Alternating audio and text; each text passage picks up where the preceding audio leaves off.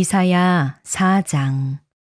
그날에 7 여자가 한 남자를 붙잡고 말하기를 우리가 우리 떡을 먹으며 우리 옷을 입으리니 다만 당신의 이름으로 우리를 부르게 하여 우리가 수치를 면하게 하라 하리라.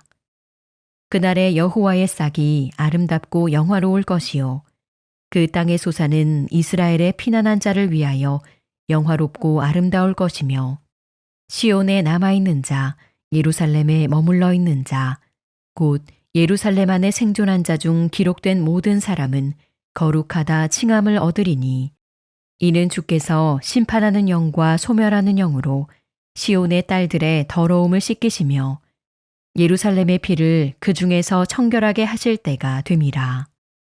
여호와께서 거하시는 온 시온산과 모든 지폐 위에 낮이면 구름과 연기, 밤이면 화염의 빛을 만드시고 그 모든 영광 위에 덮개를 두시며 또 초막이 있어서 낮에는 더위를 피하는 그늘을 지으며 또 풍우를 피하여 숨는 곳이 되리라. 오늘은 연단 그리고 회복이라는 제목으로 함께 말씀을 나누고자 합니다.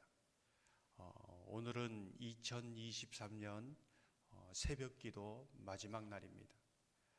한 해 동안 새벽을 깨우게 하시고 또 기도의 자리를 지키게 하셔서 또 하나님의 은혜를 날마다 바라보며 나가게 하신 하나님께 감사를 드립니다. 계속적으로 여러분의 삶에 하나님이 주시는 신실한 특별 새벽기에 나와 기도하는 여러분 가운데 하나님께서 간증 주시고 또 찬송 주시고 고백이 있는 복된 삶으로 인도해 주시기를 주님의 이름으로 축원합니다. 오늘 본문을 보면 1장에서는 이스라엘 백성들의 현재 영적 상태를 진단하였습니다. 죄로 인해서 온몸이 병들고 상하였지요. 치료하려고 하지만은 치료약이 없습니다. 그럼 그 죄의 실체가 무엇인가? 모든 것이 뒤죽박죽 되어 있습니다. 혼합되어 있습니다. 섞여 있는 거지요. 하나님을 믿는 것인지 세상을 믿는 것인지 다 섞여 있어서 믿는 사람인지 믿지 않는 사람인지 알 수 없다는 겁니다. 이게 죄라는 것이지요. 2장에 와서는 이 혼합되어 있는 것을 어디서부터 어느 부분을 잘라내고 갈라내야 하는가, 어디서부터 어떻게 분리시켜야 하는가 거의 불가능합니다. 어떻게 해야 하는가? 여호와의 산으로 올라가자. 여호와의 산에 올라가서 하나님의 율법의 말씀을 듣자. 하나님의 말씀에 그 빛 아래 나아갈 때에 하나님은 정확하게 우리 심령을 꿰뚫어서 무엇을 잘라내고 무엇을 가려내야 될지 정확하게 말씀하신다는 것이죠. 우리 심령 안에 하나님보다 높이 솟아오른 것, 하나님의 말씀보다 우뚝 솟은 모든 교만의 생각들이 보인다는 겁니다. 그것을 깨트리고 잘라내는 그 작업을 통해서 하나님이 내 인생 가운데, 내 마음 가운데 가장 높은 분, 원래 있어야 할 그 내 인생의 마음의 보좌에 앉으실 때에 모든 것이 질서가 잡힌다는 거죠. 모든 문제가 실체가 보이는 것이죠. 저 문제가 나를 망하게 하는 것이 아니라 하나님께서 붙들고 계심을 보게 되고 내 인생의 장애물이 하나님께서 섭리 가운데 능히 뛰어넘을 수 있는 것임을 보게 한다는 것이지요. 3장에 와서는 그러면 잘라내고 깨트리는 작업, 어떻게 보면은 이스라엘 백성들이 바벨론 포로로 가고 이 모든 과정을 볼 때 이거 재앙 아니냐, 하나님이 이스라엘 버린 것 아니냐 이렇게 생각할 수 있다는 것이지요. 아니다. 이거는 연단의 과정이다. 이 연단의 과정을 통해서 이스라엘을 회복시킬 것이다. 이게 오늘 4장의 말씀입니다. 어떻게 회복시킬 것이냐, 그 회복시키는 모습이 어떠한가, 이제 이것을 보여주고 있습니다. 오늘 보면은 회복시키는 그 날을 그날에 이렇게 강조하고 있습니다. 2절 보면 그날의 여호와의 삭이 아름답고 영화로울 것이요 그 땅에 솟아는 이스라엘의 피난한 자를 위하여 영화롭고 아름다울 것이며 시온에 남아있는 자 예루살렘에 머물러 있는 자 곧 예루살렘 안에 생존한 자 중 기록된 모든 사람은 거룩하다 칭함을 얻으리니 그날의 제 수치가 다 씻겨 내려갑니다. 하나님의 거룩하심을 입은 그 영광을 얻게 될 것이다. 이 연단의 과정을 통해서 어떻게 회복될 것인가 하나님의 백성이 이 모습을 보여주고 있습니다.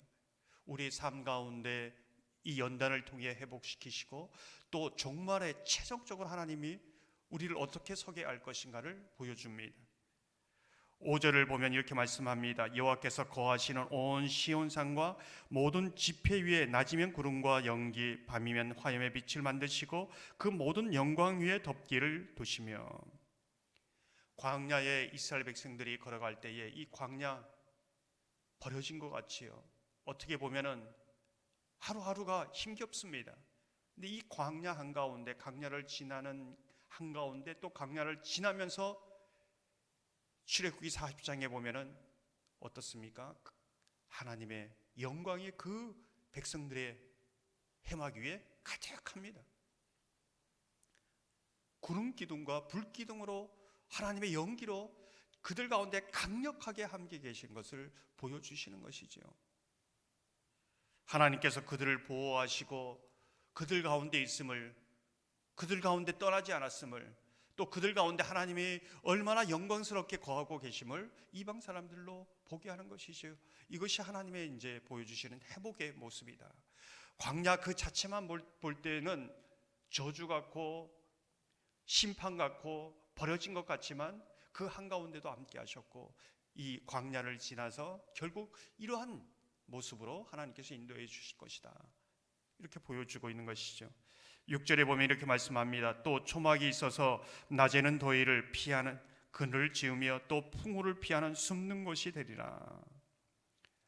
이제 결국 하나님의 백성을 통해서 고백되는 것은 하나님 안에서 하나님의 품은 우리의 정말 인생의 이 험한 인생을 살아가는 그늘이 되는구나, 쉼이 되는 것이구나, 온전히 여기에서 평안을 누리고 안식을 누릴 수 있구나, 이걸 이제 고백하는 거죠. 뿐만 아니라 풍우, 이제 폭풍이 몰아칠 때 숨을 곳도 피할 곳도 없는데 하나님의 품이 숨는 곳이 되는구나. 또 지구로 표현하면 이 기도의 자리가 정말 내가 숨을 수 있는 곳, 하나님이 막아주시고 보호해 주시는 곳, 어떤 것도 나를 빼앗지 못하고 나를 해하지 못하는 곳, 그것이 하나님의 품이구나. 그리고 오늘 이제 표현이 숨는 곳이 되리라. 하나님의 백성의 영광이라는 것이죠. 사랑하는 성도 여러분, 저와 여러분을 향해 하나님께서 어떤 소망을 가지고 계신가? 때론 광야같이 연단의 과정을 거치지만은 아름답고 거룩하게 만들어 가신 것, 이것이 하나님의 최종 이상이고 최종 목적이라는 것을 믿음으로 바라보시기를 소망합니다. 하나님의 백성의 모임 가운데 또 그 광야 한가운데 또 광야를 지나서 그 가운데 함께 하시고 보호하시고 인도하시고 하나님이 함께 하시는 그 영광을 보여주실 것이다, 이제 말씀하십니다. 그 은혜가 저와 여러분 가운데 있기를 소망합니다. 하나님 앞에 피할 때에 하나님이 그늘이 되고 우리의 숨는 곳이 됨을 올해에도 또 새해에도 날마다 고백하는 저와 여러분 되시기를 주님의 이름으로 축원합니다. 이 시간 하나님의 말씀을 생각하며